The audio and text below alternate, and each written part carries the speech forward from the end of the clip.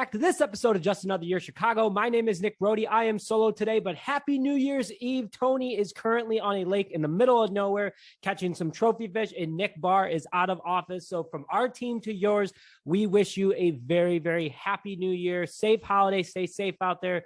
Make the right decision and make 2022 the best year yet. Just Another Year Chicago is closing 2021 with some very key moments.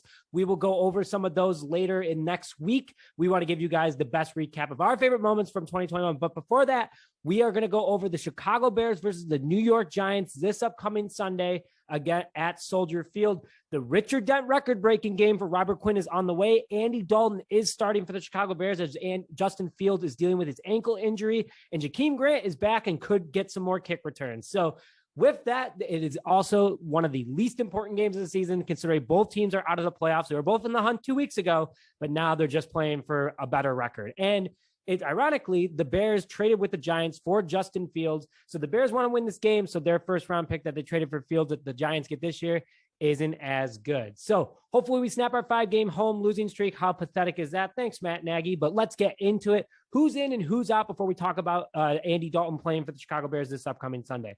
Duke Shelley heel is questionable. Justin Fields' ankle is questionable. Jason Peters with an ankle is questionable. He is not likely to play as they want to start getting more playing time for Tevin Jenkins and Larry Borum.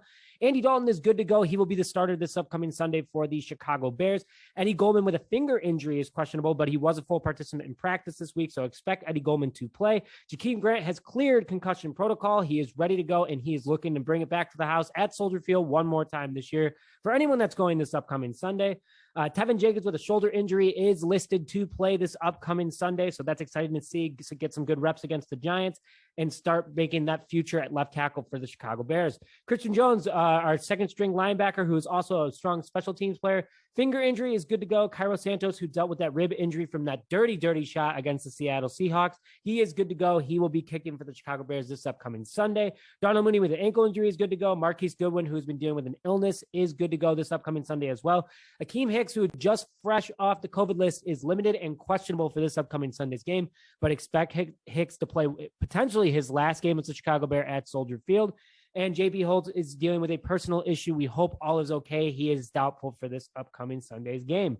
So let's get into the big topic of the day, that Justin Fields is not starting this upcoming Sunday. Nick Foles is also not starting, and that leaves Andy Dalton, our one-year, $10 million man that we signed last March.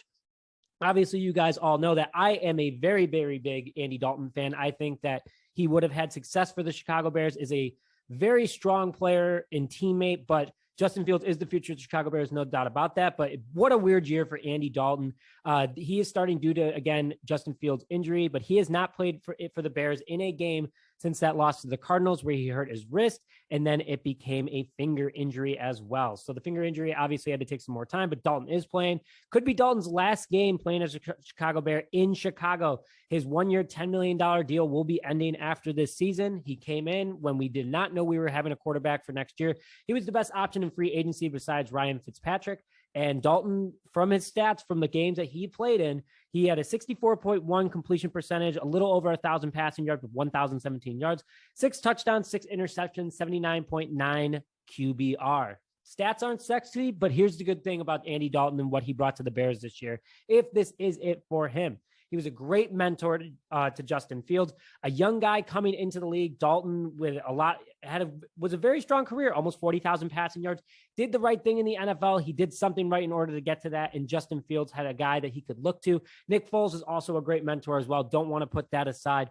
But Andy Dalton coming in, helping get Foles more prepared, how to deal with the media, how to deal with teammates, how to be a leader. That's what Andy brought to Justin Fields, and he did a great job with that. So I want to give Andy Dalton a little bit of a shout out. And also, Dalton is just a true classy guy. Never got into it with the media, never let the media consume him, especially after Justin Fields was drafted. You know, Ryan Pace and Matt Nagy called him and said, "Hey, you're still our starter week 1."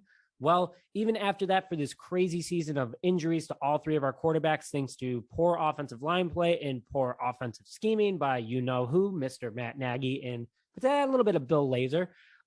He never let the media get to him as a whole as with Andy Dalton. He stayed cool and classy as always, and we really appreciate Andy Dalton doing that, especially with how crazy this Bears organization is.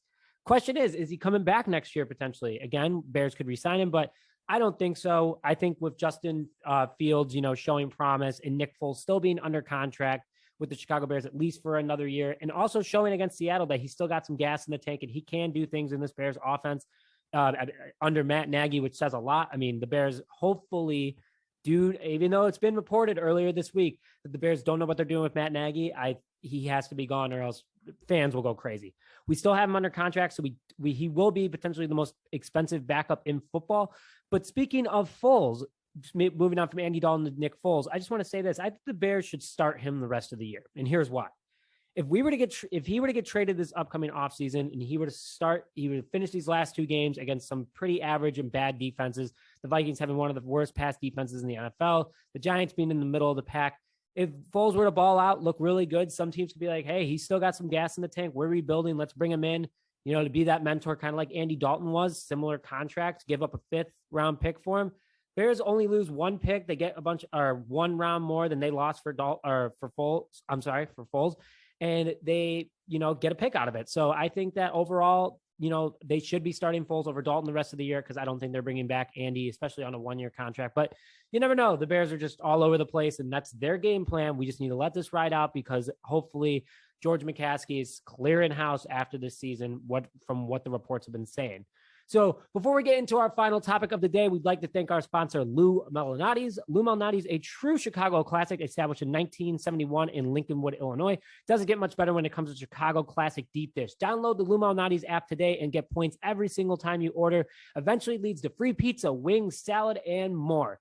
We love Lou Malnati's over here at Just Another Year Chicago. It's been a great year working with them, and we're looking forward to a great 2022 as well. So I'm going to go quickly into my 3 keys of the game. Again, short podcast today, folks. It's just me. But want to get to the point. My 3 keys of the game. Number 1, Robert Quinn needs to break Richard Dent's sack record right away at home. I think that should be one of the big things that starts out the game. Just send the house every single time.